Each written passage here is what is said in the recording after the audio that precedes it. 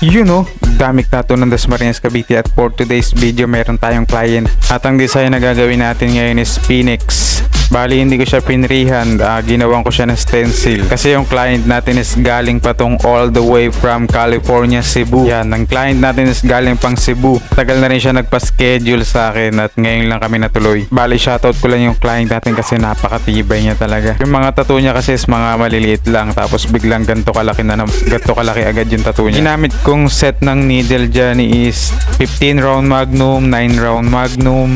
Gumamit din ako ng 9RL at saka 7RL dyan. At yan makikita nyo meron siyang combination ng red sa gitna. Bali nag-freehand ako dyan. Yung dulo ng pakpak is hinabaan ko para masakto sa lapad ng likod ni sir pati sa shoulder niya. Makikita nyo mamaya kung paano minekos-nekos ni Insan yan. At syempre shoutout ko lang yung nag-refer sa atin kay sir, kay Boss Aldrin. Shoutout sa iyo Boss Bordado. You know, nadali na. At yan medyo patapos na ako dyan sa piyesa niya. Makikita nyo na ang finished product. You know, nadali na. Wish exclusive on Wish 107.6. You know, nakakita nyo naman kung gaano kaganda yung Phoenix na yan. At syempre shoutout sa sponsor natin, Mr. Marcos Organic Tattoo Aftercare Gel ng Bayan. You know, nadali na. Nakakita nyo naman yung Phoenix na yan. Napakalupit niyan. You know, gusto magkaroon ng Phoenix sa katawan, PM nyo lang ako, Damik Tattoo. You know,